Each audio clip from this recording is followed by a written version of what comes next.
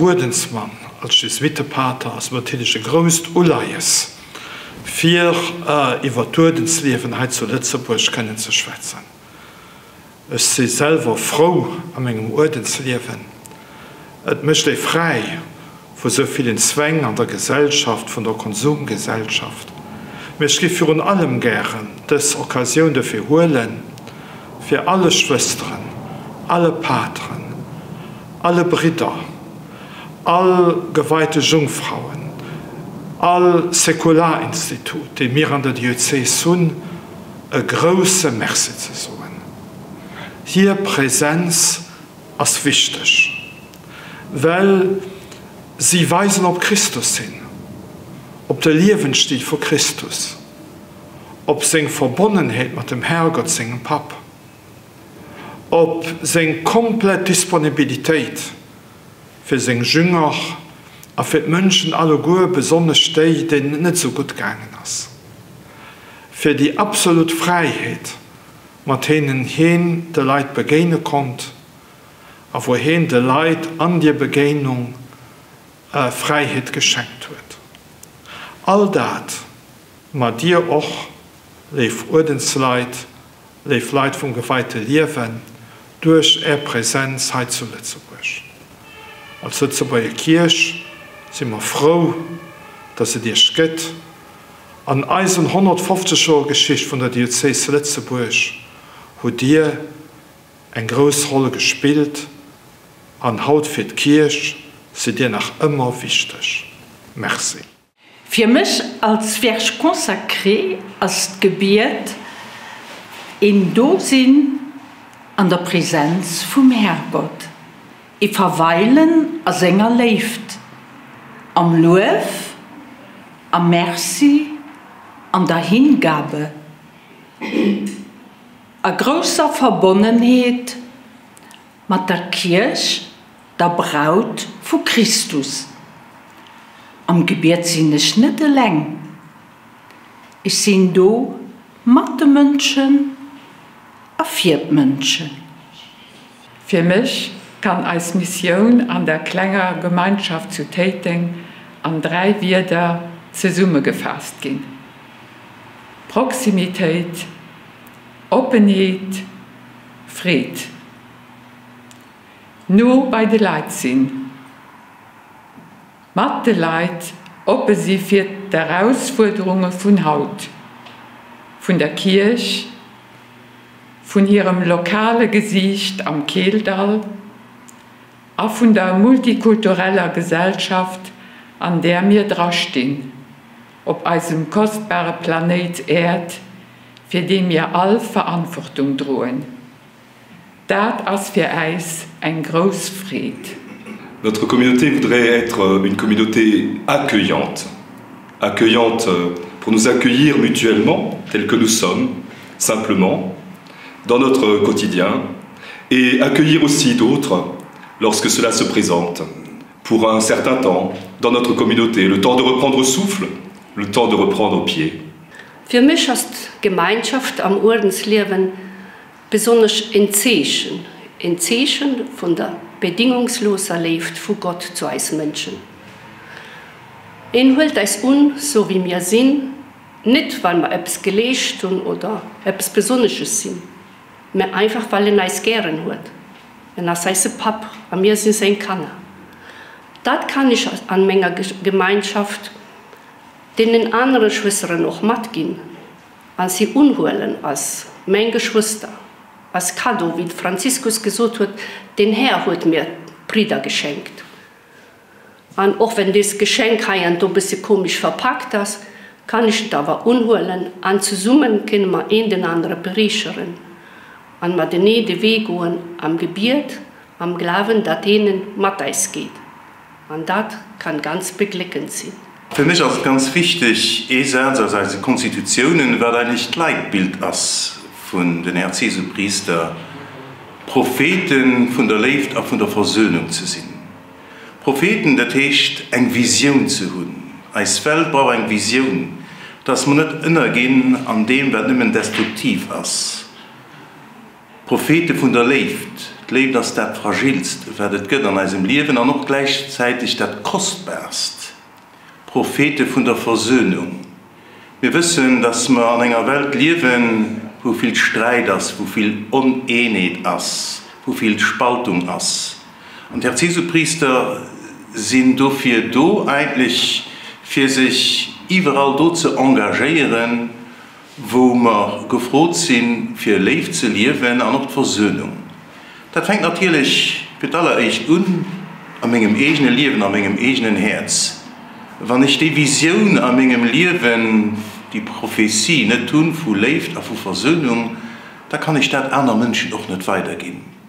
Und dafür ist für allererst doch mal wichtig für mich eine fundierte Relation mit Gott, mit dem lieblichen Wort, mit Jesus Christus, den er immer nicht mit seiner Leben will schenken, mit seiner Versöhnung, dass wir daraus leben und dass wir auch die Vision haben, die kein Mensch uns kann holen, und dass wir eine Hoffnung haben gegen allmenschliche Hoffnungslosigkeit. Und da, wo wir sind, da, wo wir stehen, lebt seinen und auch Versöhnung leben. En munkebøn, det er at være en stemme for kirkens hjerte, så det kan flyde over af taknemmelighed til Gud og barmhjertighed til mennesker. Was das wichtig ist, das als Gemeinschaftsleben. Dafür haben wir an der Lebensregel, die noch ganz neu ist, von Jesus rausgeholt.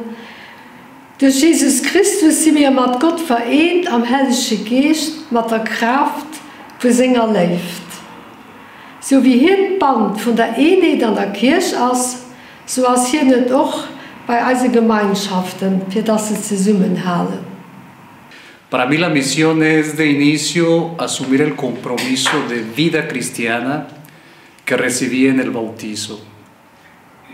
Como religioso, la misión es tratar de dar una respuesta a los desafíos que se presentan en medio del pueblo de Dios. Como misionero scalabriniano es servir a la iglesia en los pasos de los migrantes, ser consciente de que yo también soy un migrante en medio de los migrantes. Y por esto es una tarea muy grande, considerando los 4 verbos de Papa Francisco: acoger, proteger, promover e integrar la vida de los migrantes en sus países, en los países de destino. Toda a nossa missão tem uma espiritualidade de confiança em Deus, em Maria e, digamos, de caráter eclesial. Toda a nossa missão se desenrola integrada numa diocese, numa paróquia, numa igreja local. Não temos instituições à parte, digamos, não temos capelanias em separado, não. Somos igreja e é neste sentido de comunhão de igreja que nós trabalhamos aqui no Luxemburgo, quer nas catequeses, quer na preparação de matrimónios, acompanhando as pessoas nos momentos mais duros da sua vida ou até da sua alegria. Para mim, estar aqui e viver esta missão tem também por detrás um substrato extremamente importante, que é a vida de oração. Se fazemos parte de uma congregação religiosa de vida apostólica, não descuramos os tempos de oração. Por isso o nosso dia começa com um tempo de oração, a oração de laudes, mas também começa com um tempo de oração pessoal, individual. Neste encontro com Cristo é possível encontrar a força para vivermos este nosso carisma em missão, integrados e integradas, direi, nesta nossa Diocese do Luxemburgo, que celebra os 150 anos, e nós estamos muito felizes por fazer parte deste acontecimento e damos graças a Deus por isso. Obrigada. Cette congrégation a été fondée en 1732 justement pour annoncer la bonne nouvelle aux plus pauvres, nos frères et sœurs abandonnés. Ici au Luxembourg, nous travaillons dans ce sens-là avec mes confrères, avec les anglophones, hispanophones et francophones, ainsi que toutes les langues des peuples. Moi, personnellement, je travaille en l'église Sacré-Cœur. Alors, je suis heureux de servir de cette manière-là pour faire connaître Jésus-Christ. Comme saint Alphonse de Liguori disait, laissez Jésus-Christ exister dans votre existence. Merci. La vie de prière pour les religieux, c'est très simple. C'est un peu le secret des religieux. Un religieux, il prie pour être proche du Christ. Un religieux qui prie pas, il peut pas être proche du Christ. C'est pour ça que c'est son secret. Être dans l'intimité du cœur de Jésus, participer à son amour et vivre de lui toujours. C'est pour ça qu'un religieux, sa vie de prière, c'est son cœur, son secret, ce qu'il a de plus précieux. Für mich als Gemeinschaft, als Schwestern zusammen als Berufung leben, nach der Devise von einer Stifterin für Christus im Dienst an den Armen, und das ein Beispiel, ein Vorbild von einer Patronin, der Heilige Elisabeth von Thüringen, die gesagt hat, wir müssen die Menschen froh machen. Unser Leben in Gemeinschaft ist geprägt von der Suche nach Gott im Gebet und in den vielfältigen Formen des Dienstes inmitten der Menschen. So gestalten wir im Geist unserer Ordensgründer unser Leben und unseren Dienst. In Freundschaft mit Gott gemeinsam leben, so kann man unsere Spiritualität zusammenfassen. Notre charisme, c'est vraiment la mission, c'est la évangélisation de la culture, c'est-à-dire on évangélise dans tous les moyens, les médias, dans l'école, dans la paroisse. Et tout d'abord, notre première mission, c'est la prière. Parce que si on ne prie pas, on ne peut pas donner aux autres le Christ. Alors, tout d'abord, c'est la prière. Et après, comme pour toutes les religieuses et religieuses, c'est tout d'abord Christ dans la prière, dans la vie apostolique. Et là, on peut vraiment contempler Jésus et donner à tout le monde. Et de cette façon, on peut vraiment évangéliser. Siamo le missionarie dell'Immacolata Padre Kolbe e siamo laiche consacrate a Dio attraverso i voti di povertà, castità e obbedienza. Siamo presenti qui a Lussemburgo in una piccola comunità dove cerchiamo di vivere e annunciare la gioia del Vangelo.